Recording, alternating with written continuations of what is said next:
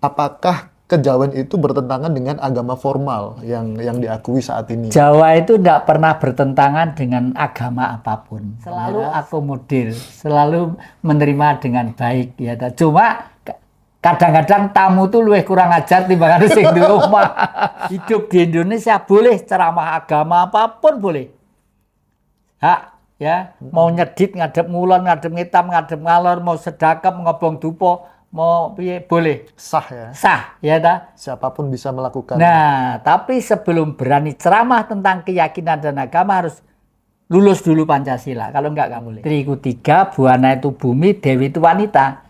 Seorang wanita yang mampu menerap energi makrokosmos ke mikrokosmos. Oke. Sehingga Majapahit pada waktu itu berwibawa selama 341 tahun.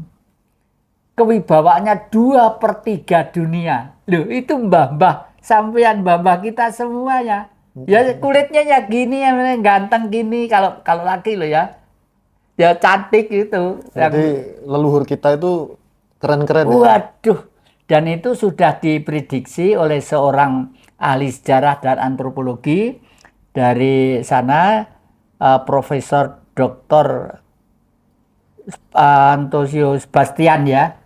Itu dari Eropa, bahwa setelah Atlantik tenggelam, di dunia ini sisanya manusia yang cerdas otaknya sekarang menjadi bangsa yang disebut bangsa Nusantara Indonesia ini loh.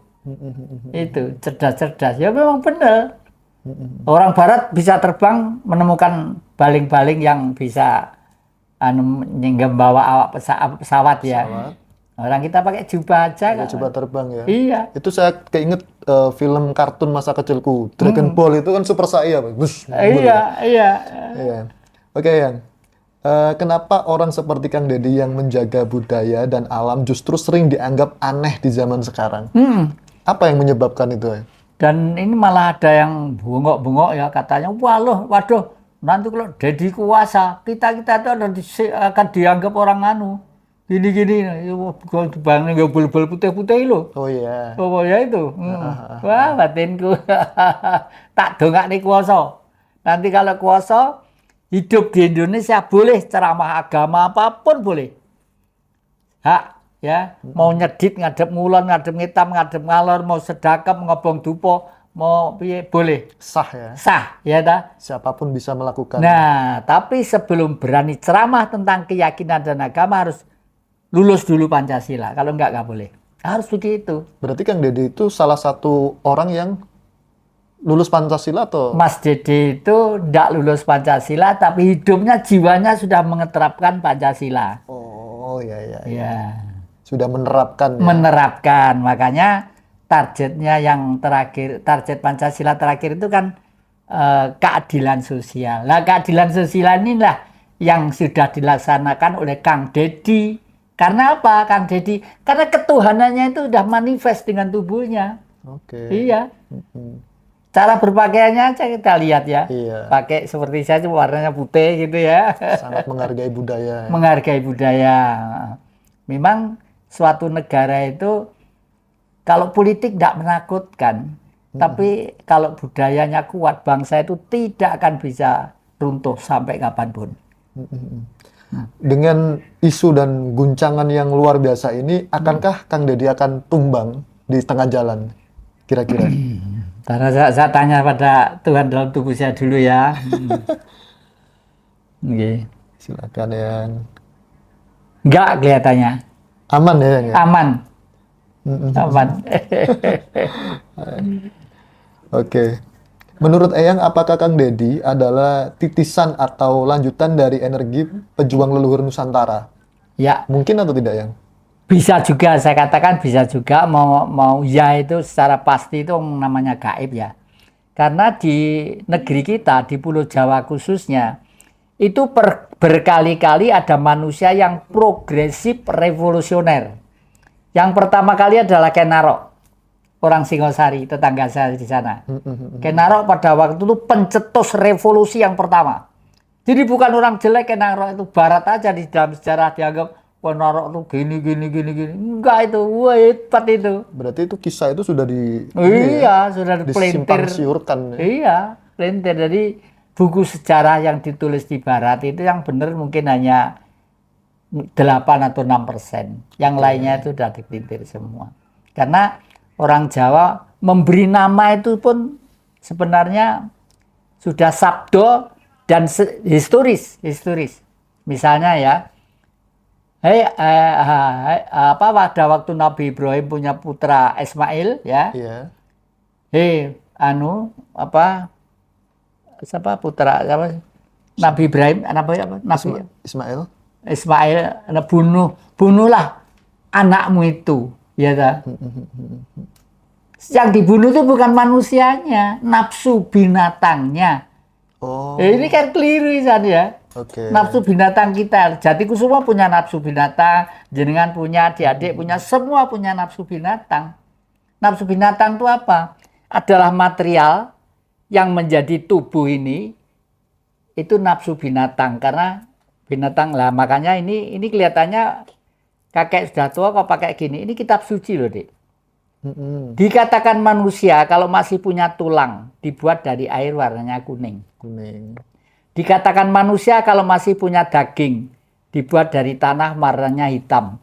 Dikatakan manusia masih bisa bernapas, yaitu udara warnanya putih. Dikatakan manusia karena masih punya darah dari api warnanya merah.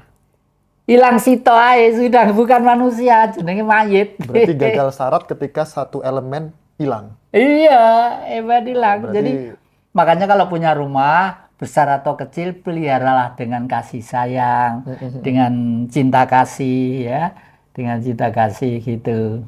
Oh, berarti rumah juga harus dirawat. Oh iya, ini benda ini hidup semua ini. Makanya saya senang bilang rahayu. Begitu manusia bilang rahayu, kaca-kaca ini, kamera ini, HP ini awet, Dik. Oh gitu. Awet, karena ini sabdo kan. Kalau di Al-Quran alif lam mim. Penglihatanmu kebijaksanaanmu, pendengaranmu simponiku, lidahmu adalah rasaku, dan lain sebagainya. Nah, yang tidak bisa ditipu apa? Hidung. Makanya probo,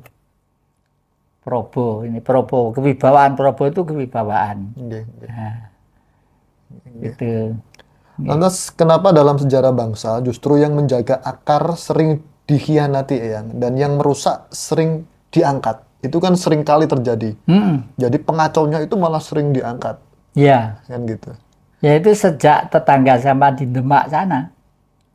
Sejak si Patah itu dijadikan raja oleh orang-orang dari Timur Tengah sana, ya toh? Itu kan sejak itulah anak mulai berani dengan orang tua. Karena apa?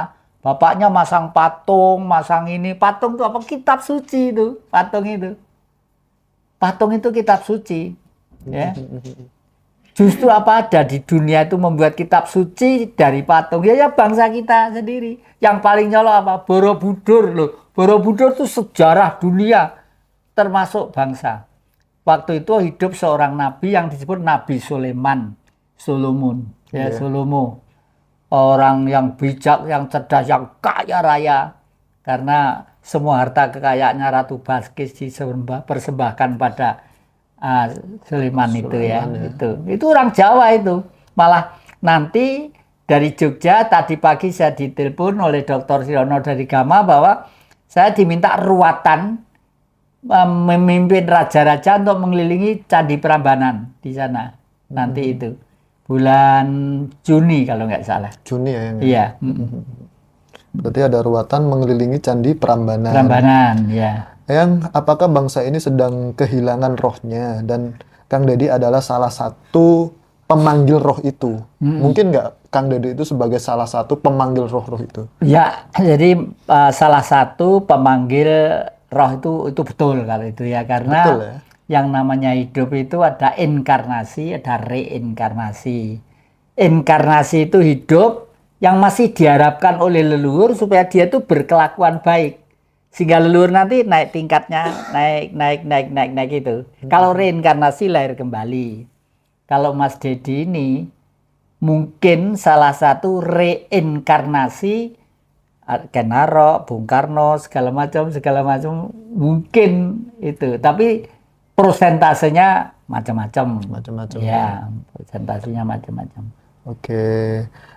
Yang melihatnya bagaimana? Apakah gerakan Kang Deddy ini akan tumbuh menjadi gerakan kolektif atau akan padam karena sistem yang tidak mendukung? Kalau tentang itu, karena dunia itu sudah banyak dikuasai, kelihatannya hoax itu lebih dominan dari yang Real. real. Oh gitu. Padahal sampai kapanpun, modern apapun, manusia tetap manusia. Yang saya katakan tadi itu tetap ini. Ya. 4 unsur tadi ya? Ya, dan selama ini yang salah buat kita itu apa? Jauh-jauh sudah terus diiming-imingi supaya kalau mati masuk ke surga. Di sana ada wanita cantik-cantik. Ya, laki-laki ada wanita. Yang wanita Dapat apa ya? dapat apa? Itu tidak ada itu. Tidak ada. Surga itu di kitab suci semua mengatakan di surga itu di bawahnya mengalir sungai yang bersih, jernih dan gemericik, dan di sana ada tanaman antara lain jahe dan merica. Di batu ya. Ya, di batu, termasuk batu. Itu. Seperti itu ya? Jadi, Iya. Lah, di surga kalau ada kata-kata jahe dan merica, berarti surga itu mana? Ya waktu hidup ini. jadi Hidup ini, sebenarnya surga ya sekarang ini. ya sekarang tempat ini. kita tinggal ini ya. Iya, iya. Berarti yang surga yang diiming-imingkan kepada kita semua itu berarti fiktif. Surganya Fiktif. Habib Rizik gitu. Tidak ada itu iming-iming ribuan tahun yang lalu pada waktu belum ada sekolahan, belum ada ini gitu. Iya. Oke, karena tumbuhan di sana juga mirip di bumi. Gitu. Ya, mirip di bumi. Dan manusia itu hidup ya hanya di kini aja di kulit bumi terus-menerus. Malah mungkin Mas Indra dulu pernah ya saya pameri kitab suci saya tahun 3000 yang akan datang, yang 1 lembar. Oke. Jamus Kalimosodo, Iya. sentral titik aktivitas minus. Loh, saya itu dengan menguraikan itu, sekarang itu mendapat penghargaan internasional. Wih, keren ya. Bukan katanya loh ya, saya ditelepon langsung oleh nama saya Mas Agung Kejawen itu dari PU Jakarta, penggaris seneng tirakat. Oke. Cak, sama oleh penghargaan toko AI, AI istilah itu ya. Jadi sama itu didireksi dunia. Sopo wong iki sopo, padahal dia itu hanya melihat wajah saya. Orang ini gitu. Ya, syukurlah. Aku tidak kerasa. Oke, yang kalau budaya dan tanah terus dilupakan, apa konsekuensinya spiritual bagi bangsa ini? Ya, konsekuensinya semakin capek ya. Semakin capek nanti orang hidup. Oleh karena itu, Eyang dan kawan-kawan hari ini dalam perjalanan dari Gama ya Dr. Sriono dan Insinyur Edi dan Dr. Sofyan untuk hijauisasi bumi dengan menanam pohon nyamplung, nyamplungisasi. Nyamplung itu punya akar pancer, memperkuat tanah ya. Dan anehnya nyamplung itu ditanam di pinggir pantai juga tumbuh dengan baik, ditanam di daratan biasa juga dengan baik. Dan nyamplungnya itu vibrasinya pohonnya itu bisa menyerap karbon. Dan nyamplungnya ini nanti ya kalau misalnya sudah 5 tahun kira-kira tumbuhnya itu kira-kira sekitar 4 meter 3 meter, hasilnya per tahun nanti kita beli nyamplungnya untuk apa? Untuk diekspor ke Eropa, ke dunia lain, karena di Eropa itu sudah banyak stum-stum pabrik sudah banyak, jadi apa ya, untuk menyerap karbon nanti itu. Oke. Ya di sana bernapas saja udah sulit. Oh gitu ya. Iya. Lantas percaya nggak kalau para leluhur sedang menitipkan pesan lewat tindakan dan laku hidup dari seorang Kang Deddy Eyang? Percaya nggak Yang? Ya percaya, yang tadi saya katakan tadi itu minimal itu 60% lah ya, minimal 60%, karena kalau 100% itu pasti ada sesuatu action yang lebih dahsyat lagi gitu misalnya ya. Dan mohon maaf loh, umumnya kalau tokoh nasional, di kepentingan rakyat secara umum, akhir zamannya tuh justru malah menderita. Bung Karno, Saddam Hussein ya. Kok bisa begitu ya? Nggak tahu, termasuk para nabi kan begitu umumnya. Sengsara semua masa hidupnya itu, akhir hidupnya itu. Ada faktor-faktor tertentu nggak yang kok bisa seperti itu? Itu semacam hukum konsekuensi logis dari seseorang, di mana seseorang itu pada waktu hidup jiwanya dicurahkan 90% kepada kepentingan Umum. alam dan umum, sehingga yang 10% itu adalah apa ya, getaran-getaran fisik. Saddam Hussein waktu itu dimasukkan dalam lubang ya toh. Pengikutnya itu kalau tiru-tiru zaman Nabi pada waktu dikejar-kejar suku Quraisy sembunyi di Gua Hira. Kalau ngirim nunggu matahari terbenam dulu, itulah asal mulanya bulan puasa ya toh. Itu nah. Saddam Hussein juga begitu. Waduh deh, aku dulu nangis nenggene juglangan pengikutnya kalau ngirim nasi ceblok nih ngono.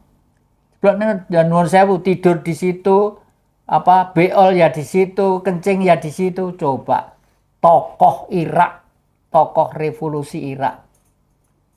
Coba. Orang besar ya itu. Orang besar. Bung Karno juga sama. Bung Karno itu dompet aja nggak punya, saking semua dicurahkan untuk ini. Bahkan Gus Dur pun ya. Gus Dur pun sama sakit ya, sakit. Di masa hidupnya. Iya, ya. Berarti itu karena sudah terkuras habis. Sudah terkuras habis. Untuk alam semesta. Ya. Oke, yang kalau Eyang bisa bicara langsung nih ke Kang Deddy, pesan apa yang Eyang ingin sampaikan Eyang kira-kira? Ya, Mas Deddy, saya panggil Mas ya, masih muda kok ya, Mas Deddy. Siap. Saya ikut bangga dengan Anda. Teruslah maju terus, pantang mundur ya.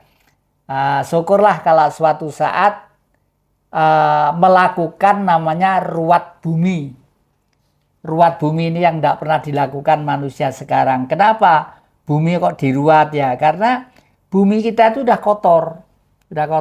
Makanya si Jawa itu pada waktu menerangkan gumelaring dumadi, asal mula kehidupan itu dari telur. Telur pecah menjadi 3, kulitnya menjadi togok, antogo, togok yang di dalam wayang mulutnya gede itu ya. Yang satu putihnya menjadi semar atau ismoyo, isimoyo, manusia. Isimoyo itu cahaya. Jadi jelmaannya Wisnu ya, manusia-manusia ini.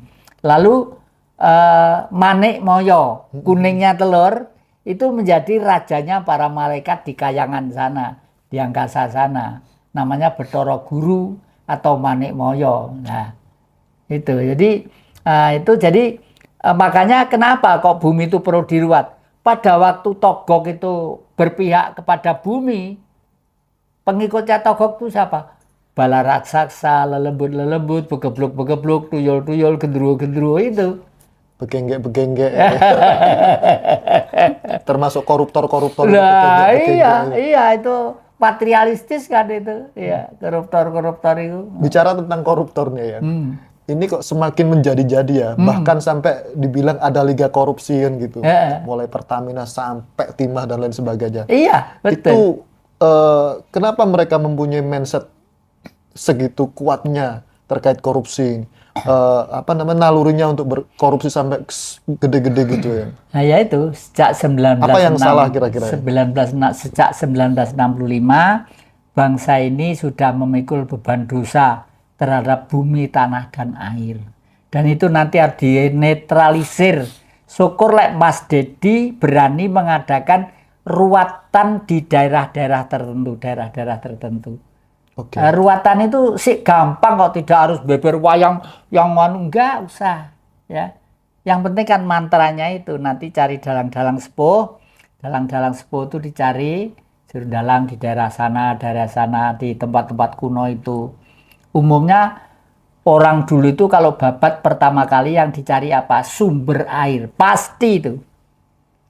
Ya sekarang ini ada aspal, ada listrik, ada segala macam. Dulu waktu babat pertama kali pas hutan lebat cari sumber air. Karena apa? Yang babat itu ngerti besok kalau di sini anak cucu saya sudah berkembang biak, biar air ini bisa untuk minum, untuk mandi, untuk cuci-cuci, dan biasanya air itu lalu tumbuhlah pohon yang besar.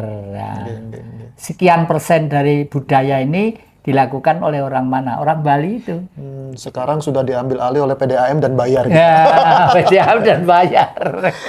Oke, yang kita bicara tentang ruatan, wayang, itu kan semuanya budaya-budaya leluhur kita ya, atau budaya Jawa. Apakah kejawen bertentangan dengan agama formal, yang? Bagaimana?